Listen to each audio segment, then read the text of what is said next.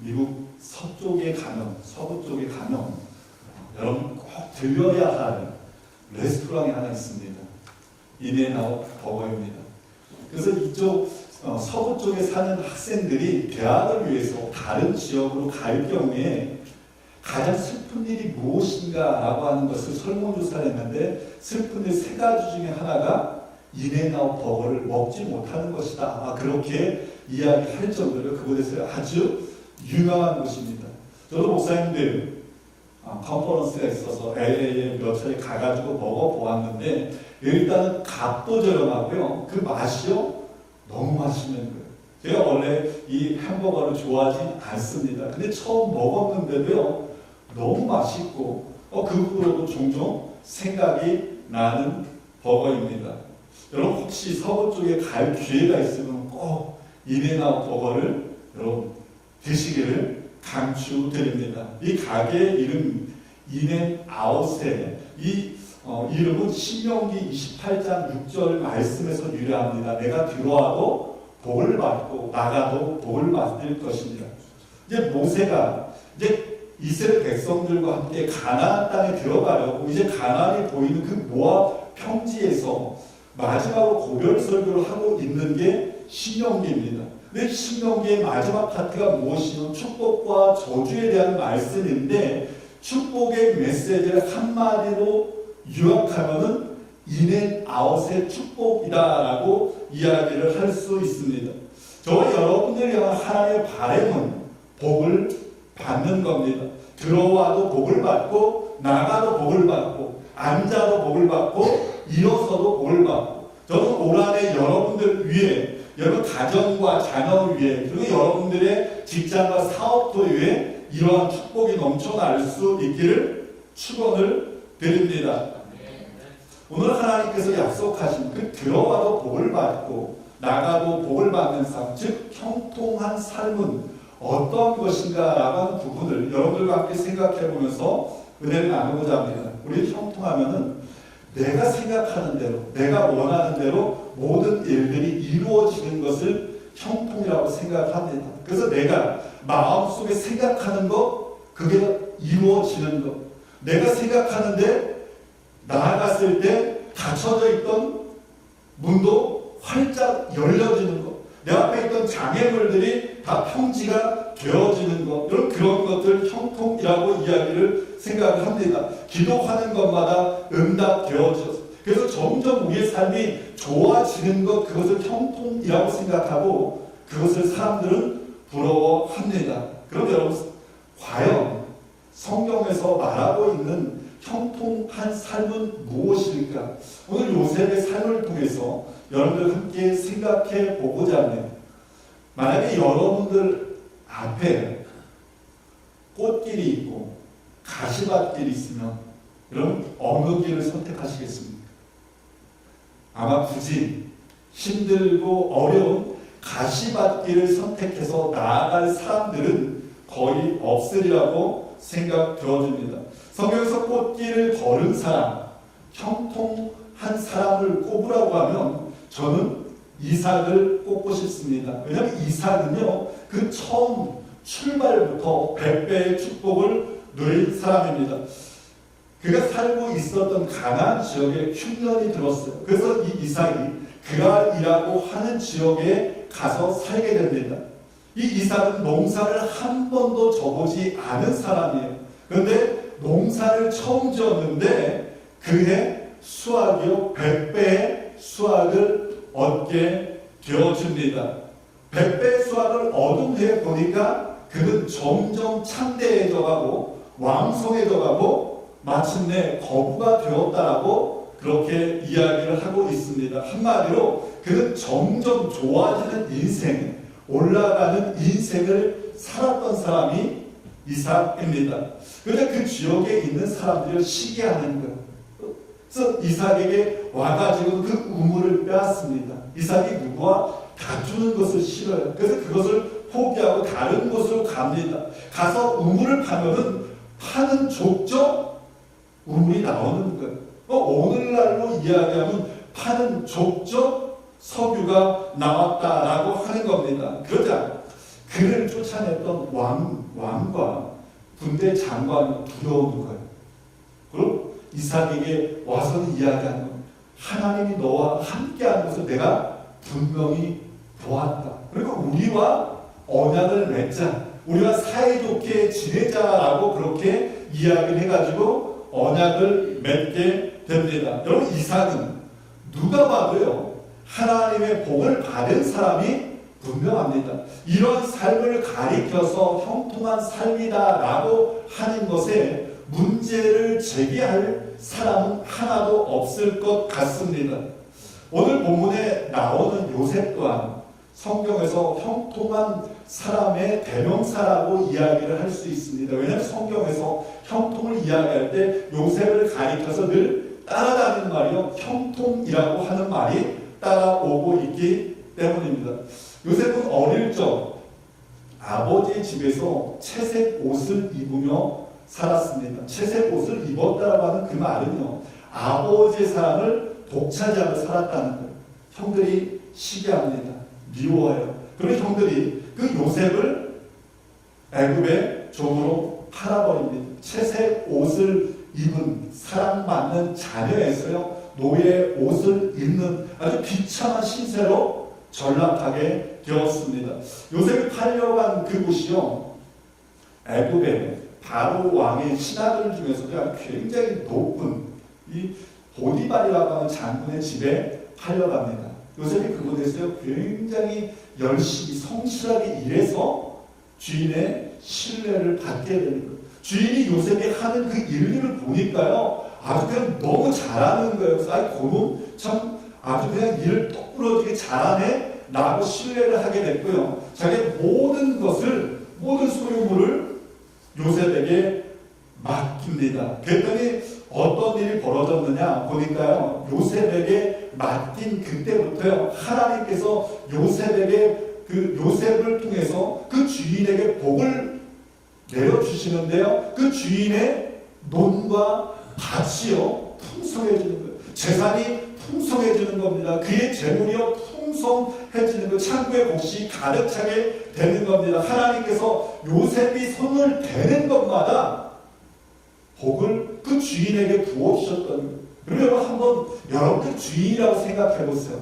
그 요셉을 어떻게 하겠습니까? 얼마나 사랑하겠습니까?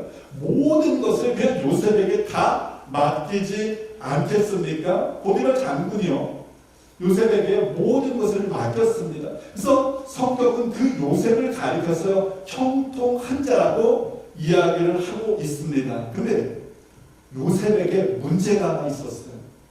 뭔지 아세요? 뭐요? 잘생겼어. 아주 그냥 멋지게 생긴 거예요. 그 보디발 장군의 그 부인이 보는데 아주 정신을 못 차리는 거예요. 몸도 아주 그냥 우리 황동근 집사님처럼 건강한 거예요. 그러니까 아주 그냥 그 주인이 보고 그 마누이 보고는요, 정신을 못 차려가지고 계속 막 쫓아다니면서 한 번만 같이 동침하자고 조릅니다. 그런 상황에서 요셉이 눈 한번 질끈 감으면은 그 집에서 평탄한 삶 아니겠습니까? 근데 요셉은 하나님을 생각하는 거예요. 자기를 믿어준 주인을 생각해가지고 거절합니다. 그래서 그 결국이 어떻게 됩니까? 억울한 누명을 써서 강간 미수범이 돼가지고요, 왕에게 커다란 죄를 범한 사람들이 갇히는 감옥에 갇히게 됩니다. 여러분, 요셉의 인생을 한번 생각해보세요. 이거 날벼락, 이런 날벼락이 어디에 있겠습니까? 형들의 미움을 사가지고 전혀 알지 못하는 다른 나라의 종으로 팔려온 것도 억울한데, 지금 그 누명을 써가지고요, 감옥에 갇히는 신세가 되었으니까 여러분, 이보다 더 억울하고 비참한 상황이 어디에 있겠습니까? 그런데 요셉은 그 감옥에서도요, 간수장에게 신뢰를 얻게 됩니다. 성경은 또다시 그를 가리켜서 형통하다라고 이야기를 하고 있습니다. 그럼 여러분, 성경이 계속적으로 요셉을 형통하다라고 이야기하고 있는 그 이유가 무엇일까요? 요셉이 비록 어려운 가운데 처해져 있지만서도 하나님의 은혜로 조금은 편안한 삶, 조금씩 나아지는 삶을 살아가고 있기 때문에 요셉을 형통하다라고 이야기하고 있는 것일까요? 만약에 그것이 형통이라고 한다면 차라리 요셉은 아버지 집에서 그냥 채색옷 입고 아버지의 사랑을 받으면서 지내는 것이 훨씬 더 형통한 삶 아니겠습니까? 애시당초 노예로 팔려오지 않는 것이 더 형통한 삶 아니겠습니까? 근데 성경은 요셉이요 아버지 집에서 채색 옷을 입고 사랑받고 있었을 때는 형통하다라고 한마디도 이야기하고 있지 않습니다. 성경에 대해서 좀 아는 분들은 요셉이 장차 지금 어려움을 당하고 있지만 장차는 애굽의 총리가 될 것을 알고 있기 때문에 고개를 끄덕끄덕거리면서 그럼 맞지. 요셉은 장차 총리가 될 것이니까 그 삶은 형통하지라고 이야기 혹은 생각할 수 있을 것도 같습니다. 그럼 과연 성경은 요셉의 무엇을 보고서 형통한 삶이라고 이야기를 하고 있는 것일까요? 여러분 이게 오늘 제가 여러분들과 두 번째로 생각해 보고 싶은 부분입니다. 제가 1월 둘째 주에 시편 1편을 나누면서요 복에 대해서 말씀을 드렸습니다. 구약에 나오는 복이라고 하는 대표적인 두 단어가 있는데 하나는 바라크고요 또 다른 하나는 아샤르입니다. 근데 이 바라크는요 믿는 사람이든 믿지 않는 사람이든 하나님께서 일방적으로 부어주신 축복, 이게 바라크의 축복입니다. 그러니까 부한 것, 건강한 것, 자녀의 축복, 오래 사는 장수의 축복, 여러분 이런 축복이 바라크의 축복이에요. 그리고 여러분들 주변에서 어떤 사람이 이 사람은 살아가는 게 개떡같이 살아가는데 잘 돼요. 신앙생활 아주 그냥 개떡같이 하는데 사업도 잘 되고 대박 나고 자녀들도 잘 됩니다. 그거 가지고 여러분 시험 받지 않기 바랍니다. 왜요? 그런 바라크의 축복은요 하나님께서 모든 사람들에게 일방적으로 부어주시는 축복입니다. 근데 이 복보다 더 큰 복이 있어요. 우리 믿음의 사람들이 사모해야 할 복이 있는데 그 복이 무엇이냐? 아샤르의 복이에요. 하나님과 동행하는 사람들에게 주시는 그 은혜와 축복이 바로 아샤르의 축복입니다. 시편 1편에서 복을 이야기하는데 사용된 단어가 바로 아샤르라고 하는 단어가 사용됩니다. 시편 저자는 복 있는 사람에 대해서 이렇게 말하고 있죠. 그는 시냇가에 심은 나무가 철을 따라 열매를 맺으며 그 잎사귀에 마르지 아니함 같으니 그가 하는 모든 일이 뭐라고요? 형통하리로다. 여러분 하나님과 바른 관계를 맺는 사람은 시냇가에 심겨진 나무와 같이 그 하는 일이요 다 형통하다라고 말하고 있는데 여기서 말하고 있는 형통이 무엇이냐? 하나님과 동행함으로 하나님께서 그 백성에게 주시는 그 은혜와 축복을 이야기를 하고 있는 겁니다. 창세기 39장이에요. 형통이라고 하는 단어가 3번 사용됩니다. 근데 이 형통이라고 하는 단어 앞에 나오는 말들이요 한결같습니다. 뭐라고 말하고 있습니까? 항상 따라 나오는 말이요 여호와께서 함께 하심으로라는 말이 따라오는 거예요. 여호와께서 함께 하실 때 무엇이 오고 있다는 겁니까? 여호와께서 함께 하실 때 믿음의 백성들에게 형통이 따라온다라고 하는 것을 이야기를 하고 있는 겁니다. 이것을 통해서 알 수 있는 것은요 성경이 말하고 있는 형통의 핵심이 무엇이냐? 상황이 아니라는 거예요. 하나님께서 오늘 우리와 함께 하심이라고 하는 겁니다. 우리는 하나님께서 함께 하심을 생각할 때 모든 일들이요 척척 풀려지는 것을 생각합니다. 그래서 내가 모든 일들이 지금 잘 풀려지면 하나님께서 나와 함께하고 계시는 것.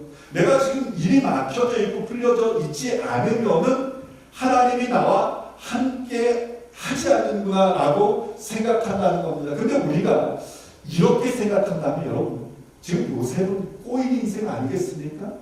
요셉은 형통한 인생이 아니라 불통한 인생 아니겠습니까? 요셉은 지금 망가지고 있는 인생 아니겠습니까? 제가 요셉과 이삭을 아주 그 삶을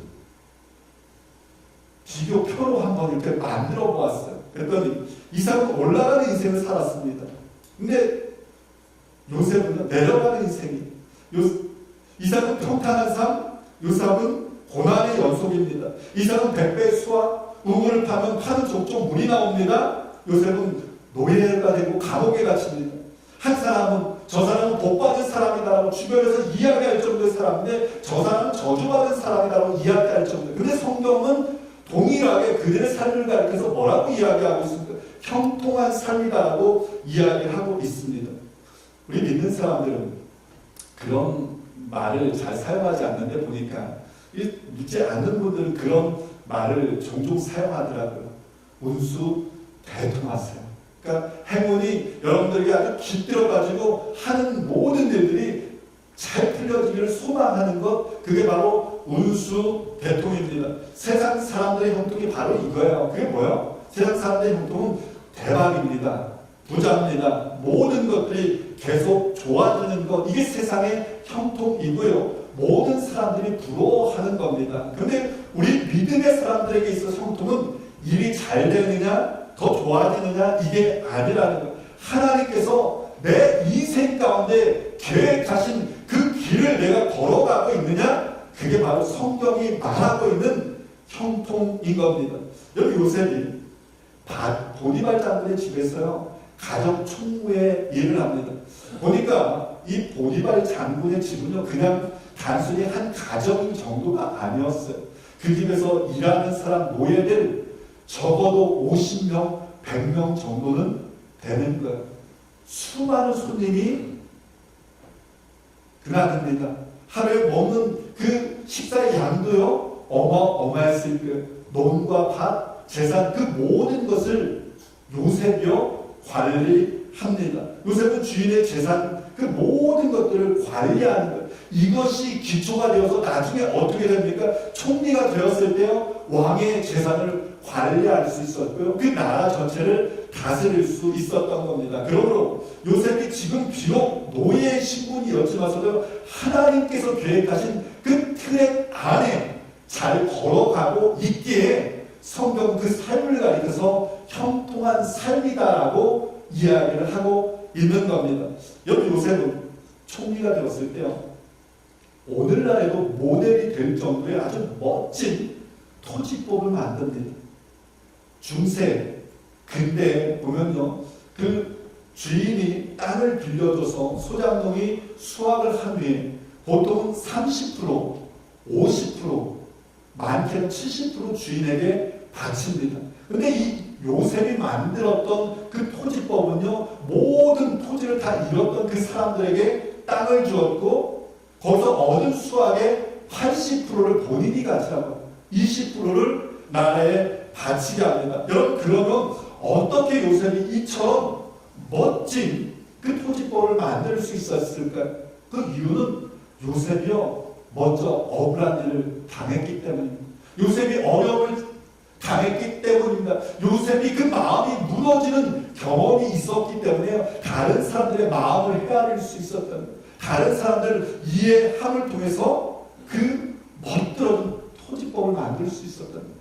요셉이 여러분 아버지 집에서 그냥 채색옷만 입고서 그냥 지냈다라고 한다면 꿈도 꾸지 못할 일을 그는 감옥에서 배울 수 있었던 것입니다. 요셉은 감옥 안에서요 하나님께서 계획하신 그 길로 나아가고 있었던 거예요. 그렇게 성경은 그의 삶을 가리켜서 형통이라고 이야기를 하고 있는 겁니다. 제가 미국 생활을 처음으로 했던 것은 켄터키 에즈베리 신학교였습니다. 근데 제가 그것을 간지 불과 몇 달이 되지도 않았는데 한 두세 달 정도밖에 되지 않았는데 계속해서 목회 자리가 나오는 거예요. 저는 영어도 준비가 거의 안 돼가지고 죽으라고 공부를 해도 쫓아가기 버거워서 목회는 꿈도 생각도 못 해보았는데 계속적으로 목회 자리가 나오는 겁니다. 제가 그곳에 한 3년 6개월 정도 머물러 있었는데 대략 15번 정도 목회자가 나오고 저는 미국에 아는 사람이 하나 없었습니다. 즉 저를 이끌어줄 사람이 하나도 없었어요. 근데 계속 목회 자리가 나오는 거예요. 가서 설교를 하면은 목사님과 없는 교회, 목사님 바뀌는 교회 가서 설교를 하면 목사님 우리 교회 와주십시오. 성도들이 부탁을 하는 거예요. 그래서 와서 하나님 어떻게 필요합니까? 라고 하면은 아니라는 거예요. 기다리라는 겁니다. 진작을 말씀해 주시지. 가가지고 기도하고 가가지고 준비해서 설교하고 그렇게 말씀하시고 그게 15번 정도가 반복이 되니까요. 나중에 하나님 도대체 나보고 어쩌라는 말인데 미리 좀 말씀해 주시. 답답해가지고 제가 어떻게 할 수 없었습니다. 근데 제가 할 수 있는 게 하나 없었어요.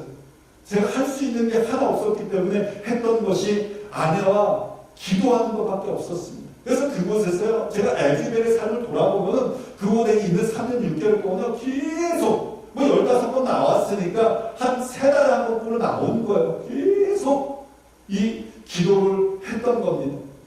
근데 지나고 보니까 그 시간을 통해서요, 하나님께서 저에게 이민 목회를 준비시키셨더라고요. 기도로 훈련시키신 거예요. 인내함을 가르쳐 주신 겁니다. 이민 목회가 어떠한 것인가 더 배우게 하셨던 겁니다. 당시에는 하나님의 계획이 보이지 않았어요. 너무 답답해서 힘들어하고 원망했는데요. 시간이 지나고 보니까 그 안에 하나님의 계획함이 담겨져 있더라고요. 그리고 그 시간들을 통해서 지금 이민 목회를 하고 있는 저에게 있어서 너무나도 소중한 자산이 되었다라고 하는 것을 저는 지금 목회를 하면서 종종 고백하게 되는 겁니다. 그러므로 그 시간은 저에게 있어서 힘든 시간이었지만서도 하나님의 계획하신 안에 걸어갔던 트랙이었기에 형통의 삶이었다라고 저는 그렇게 고백하는 겁니다. 사랑하는 성도 여러분, 오늘 여러분들 중에 어쩌면 왜 일이 안 풀리나? 과연 나의 지금 삶 가운데 하나님께서 지금 나에게 계획하신 일이 무엇일까? 그것 찾지 못해서 고민하고 애쓰는 분 있으리라 생각되어집니다. 여러분, 문제 가운데 하나님의 뜻이 어디에 있는가 그걸 찾고 기도하는 것 정말로 귀한 일입니다. 근데 여러분, 사실 문제 한복판을 지날 때는 하나님의 뜻이 무엇인가를 깨닫는 것은 쉽지 않더라고요. 왜냐하면 하나님께서요, 그 시간을 통해서 우리를 훈련하기를 원하시기 때문입니다. 우리를 연단하기 원하시기 때문입니다. 그러므로 문제를 지날 때 우리가 점검해야 될 것은 나와 하나님과의 관계를 점검하는 겁니다. 내가 지금 하나님 안에 잘 거하고 있는가? 이거를 점검하는 겁니다. 하나님 안에 잘 거하고 있다면 현재 나의 삶이 아무리 어렵고 막혀 있다 하더라도 우리는 하나님이 기뻐하신 그 형통의 길을 걸어가고 있음을 여러분 믿으시기를 다들 축원을 드립니다. 우리 부모님들은요, 우리 부모 세대는 이 사실을요 너무나 잘 아셨어요. 그래서 그분들은요 어려운 가운데도요 늘 이렇게 찬송하였더라고요. 내 어머니 은총이고 중환자진 벗고 보니 슬픔 많은 이 세상. 지금 어려운 일을 많이 당하고 있는 그때도 천국이 되었다라고 그렇게 고백을 하고 있습니다. 3절 보니까 높은 산이 거친들이 초막이나 궁궐이나, 그러니까 지금 치질이 가난하고 못 살고 힘들다 하더라도 내가 어디에 있느냐 그것이 상관이 없다는 거예요. 왜요? 내가 예수님을 모시고 살아가고 있으니 그것이 하늘나라라고 고백하고 있는 겁니다. 그러면서 후렴 할렐루야 찬양하세 내 모든 죄 사함받고 주 예수와 동행하니 그 어디나 하늘나라. 여러분, 겉으로 드러나는 형통이 어떤 모습이 형통이 아니라 하나님의 계획 안에 잘 걸어가는 삶이 형통임을 믿으시기를 축원을 드립니다. 보이는 결과가 형통이 아니라 하나님과 함께하는 삶이 형통임을 기억하시길 바랍니다. 그러나 아무리 잘 돼도 대박난다 하더라도 하나님과 멀어져서 걸어가고 있다면 그 길은 형통의 길이 아님을 또한 기억할 수 있기를 바랍니다. 바라기는 보람에 정말 하나님의 계획 안에 잘 걸어가는 저와 여러분들 되어질 간절히 축원을 드립니다. 요셉은 하나님이 계획하신 그 길을 걸었어요. 그러면 그 삶을 형통한 삶이다라고 말하는 데는 누구도 문제를 제기하지 않을 겁니다. 그럼 여러분, 요셉의 형통은 과연 누구를 위한 형통이었을까? 누구를 위한 형통일까요? 요셉은 하나님의 은혜를 힘입어서 애굽의 총리 대신이 되었습니다. 근데 여러분, 그가 총리가 되어야 할 분명한 목적이, 하나님의 목적이 있었던 거예요. 그것은 애굽의 총리가 되어서 자신뿐 아니라, 자신의 가족뿐 아니라 열방을 구원하고자 하는 하나님의 계획하심이 그 안에 담겨져 있었기 때문입니다. 그러면 요셉의 형통은요, 세상을 살리기 위함이었던 겁니다. 아브라함에게 주셨던 그 축복, 너를 인하여 열방이 복을 받으리라고 하는 그 축복이요, 요셉을 통하여서 성취되어지고 있는 겁니다. 여러분, 요셉의 노예 생활과 감옥 생활이요, 무려 13년이었어요. 요셉이요, 무슨 마음이 들었겠습니까? 그 감옥에서 내 인생 이렇게 끝나는구나, 그 마음 들지 않았겠습니까? 근데 어느 날 아주 놀라운 일이 벌어집니다. 죄수의 복장을 벗고요, 새 옷을 갈아입고 임금 앞에 나아갑니다. 바로 왕의 그 꿈을 하나님의 영에 이끌려서 해석해 줌을 통해서 애굽의 총리 자리에 서게 되는 거예요.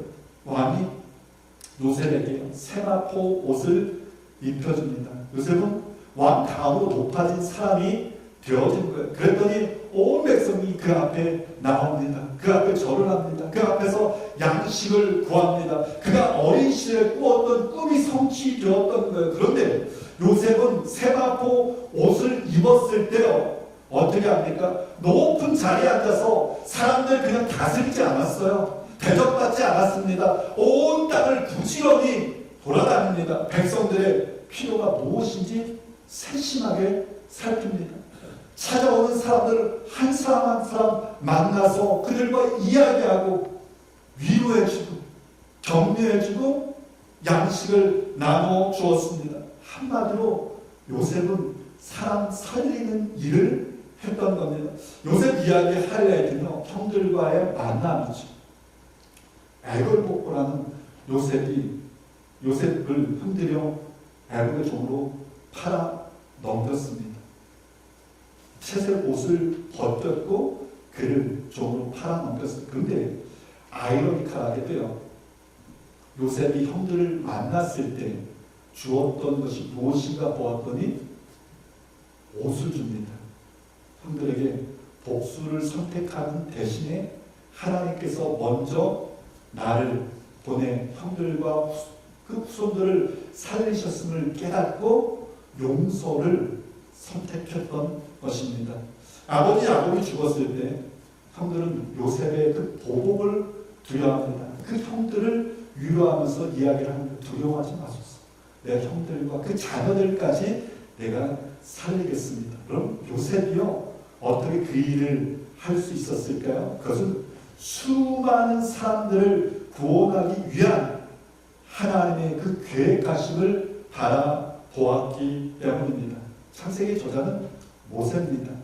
모세가 창세기를 기록한 시점은요, 이스라엘 백성들이 가나안을 지금 들어가기 바로 그 직전입니다. 하나님께서 아브라함에게 약속하신 그 가나안 땅을 기업으로 주시려고 하는 그 위대한 여정의 시작점에 요셉이 서 있었던 겁니다. 그럼 요셉은 단순히 개인적인 성공이 아니라 하나님의 구원 계획을 이루기 위한 삶이었음을 우리가 보게 되는 거예요. 그는 하나님께서 이스라엘과 열방을 구원하기 위한 그 계획 안에 있었고 그 길을 걸어갔기에 성경은 그의 삶을 형통한 삶이다라고 이야기를 하고 있는 겁니다. 오늘 저와 여러분들 또한 하나님의 계획 안에 있는 사람들입니다. 하나님께서 저와 여러분들 한 사람 한 사람을 통해서 이루고자 하는 그 계획이 있다, 이 말입니다. 여러분, 그러므로 우리도 내가 처한 그 상황 속에서 하나님의 뜻을 이루기 위해서 최선의 노력을 다해야 한다는 말입니다. 여러분, 자녀를 양육하고 있습니까? 자녀를 양육할 때 정말로 하나님의 원칙을 가르치면서 믿음으로 양육하는 것, 저는 이 일이야말로 이 혼란하고 어두운 시대에 세상을 구원하는 시작이 된다고 믿습니다. 내게 맡겨진 지극히 작은 일이라도 요셉처럼 성실히 행할 수 있다면 저는 이 일 동안 우리 공동체를 살리는 일이라고 믿습니다. 여러분들이 찬양의 사역을 맡았습니까? 그렇다면 내게 주신 그 사명을 기쁨으로 감당하며 온 마음으로 하나님께 영광 돌리기 위해서 그 일을 한다면 여러분들의 그 길은 형통의 삶이라고 저는 확신합니다. 이런 기도의 사역을 맡고 있습니까? 내게 주어진 한 영혼을 품고 그 영혼이 하나님 안에서 바르게 자라나기 위해서 그들을 중보하며 이끌 수 있다면 여러분, 그것이 바로 여러분들이 지금 처해진 위치 속에서 형통의 길을 걸어가는 것이라고 저는 확신합니다. 직장에서 여러분, 형통은 승진하는 것이 아닙니다. 내 기업이 커지는 것이 아니에요. 하나님이 기뻐하시는 태도로 내가 일하는 겁니다. 사업을 운영하는 분들에게는 요셉의 삶이 더 도전이 될 것 같습니다. 하나님 주신 그 사업을 단순히 개인의 성공이 아니라 공동체를 살리고 우리에게 주어진 그 이웃들을 살리는 도구로 삼기 위해서 하나님의 지혜를 간구한다. 여러분, 그것은 바로 하나님이 원하신 형통의 길을 걸어가는 것이라고 저는 확신합니다. 형통은 우리의 계획이 이루어지는 것이 아니라 하나님의 계획 안으로 내가 들어가는 것입니다. 하나님의 계획 안에 내가 서 있는 것입니다. 이번 한 주간 여러분, 나의 삶의 자리에서 하나님이 기뻐하시는 그 일들을 선택하면서 실천할 수 있기를 축원을 드립니다. 그런 삶을 살아갈 때 하나님께서 여러분들의 삶을 보시고 형통한 삶이라고 인정해 주실 것을 확신합니다. 하나님의 계획 안에 서 계신 여러분들을 축복합니다. 그리고 그 길을 믿음으로 걸어가는 여러분들 모두에게 주님의 크신 은혜와 축복이 넘쳐나기를 간절히 축원을 드립니다.